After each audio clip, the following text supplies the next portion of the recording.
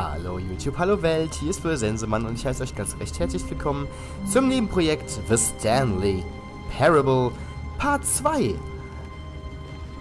Und all of his co-workers were gone. What could it mean? Stanley decided to go to the meeting room. Perhaps he had simply missed a memo. ja, ich will aber jetzt mal gucken. Vielleicht gibt es noch einen anderen Weg. Ich meine, ich bin mir sicher, dass ich kein Memo verpasst habe. Ich bin die ganze Zeit im Büro, ja. Ich arbeite härter als so manch anderer von den... When Stanley came to a set of two open doors, he entered the door on his left. Nee, mein Freund. Ich gehe hier rechts jetzt. This was not the correct way to the meeting room, and Right. Stanley knew it perfectly well. Perhaps he wanted to stop by the employee lounge first, just to admire it. Ich weiß, ich bin ein Rebell. Ich halte mich nicht an das, was ich tun soll. Yes, truly a room worth admiring. It had really been worth the detour after all, just to spend a few moments here in this immaculate, beautifully constructed room. Stanley simply stood here, drinking it all in.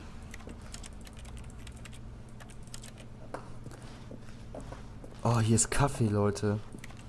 But eager to get back to business, Stanley took the first open door on his left. Erste Tür auf der linken Seite. Ja, komm, machen wir. And so he detoured through the maintenance section, walked straight ahead to the opposite door, and got back on track.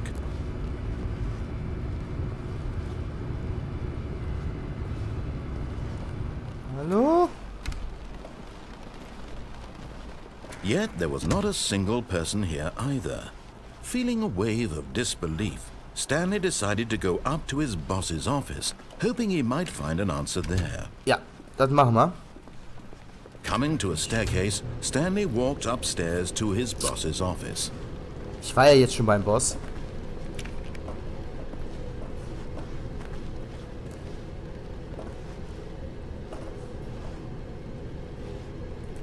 Da ist ein Zettel. Den kann ich natürlich nicht lesen. Ich weiß auch gar nicht, wie ich hier irgendwas...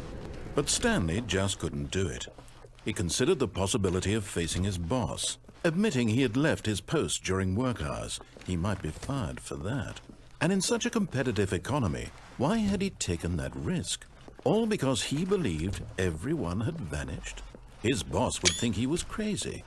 And then something occurred to Stanley. Maybe, he thought to himself, maybe I am crazy. All of my co-workers blinking mysteriously out of existence in a single moment for no reason at all? None of it made any logical sense. And as Stanley pondered this, he began to make other strange observations.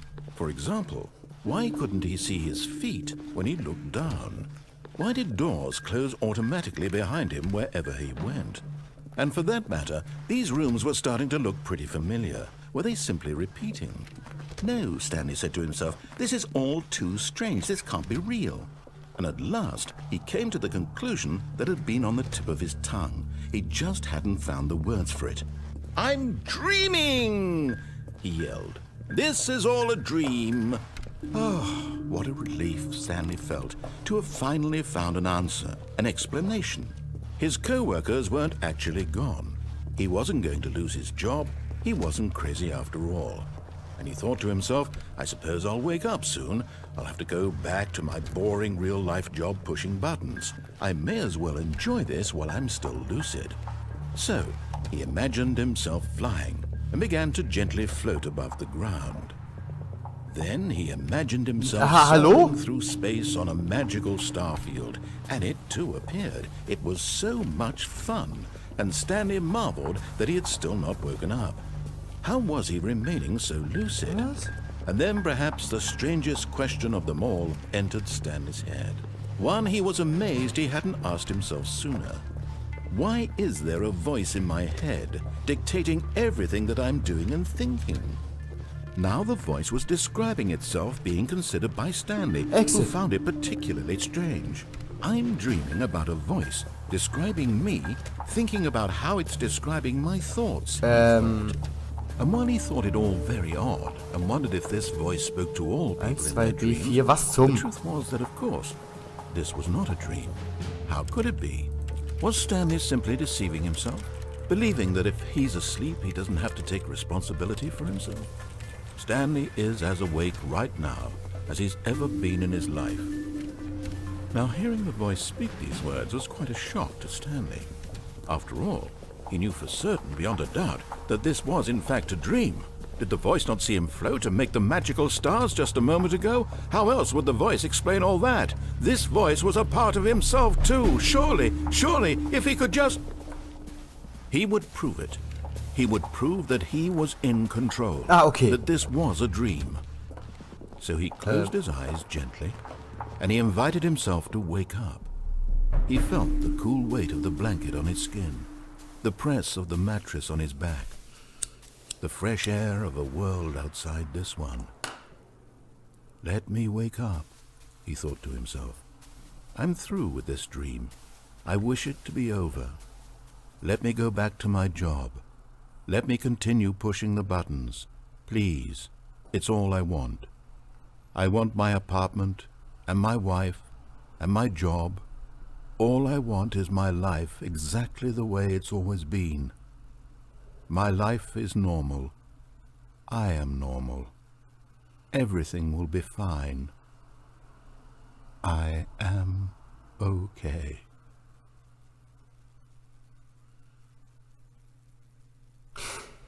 Ja, das hat ja gut funktioniert. Stanley began screaming. Please, someone, wake me up. My name is Stanley. I have a boss. I have an office. I am real. Please, just someone tell me I am real. I must be real. I must be. Can anyone hear my voice? Who am I? Who am I? And everything went black. Hey. This is the story of a woman named Mariella. Was? Mariella woke up on a day like any other.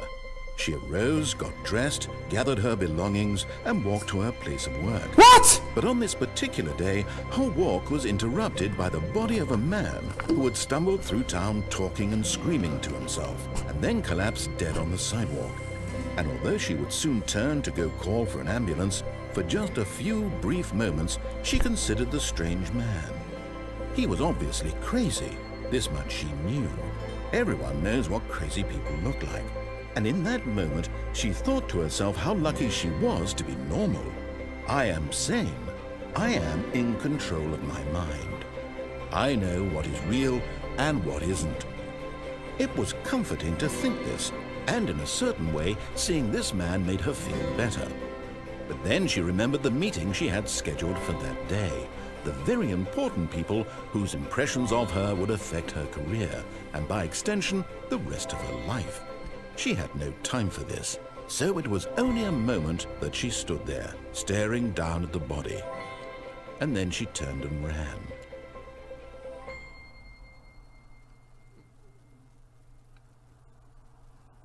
Okay, das ist auch nicht so gelaufen, wie ich mir das erhofft habe. Aber liebe Leute, wir sehen uns im nächsten Part wieder, im Part 3 von The Stanley Parable. Ich verabschiede mich mal wieder. In diesem Sinne, haut da rein. Ach ja. Wenn ihr Vorschläge habt, wo ich das nächste Mal hingehen soll, das werde ich dann im übernächsten Part berücksichtigen. Schreibt es mir bitte unten in die Kommentare. Und eure Meinung zum Spiel. Würde mich mal sehr interessieren. Ich verabschiede mich. Bis zum nächsten Mal. Tschüss.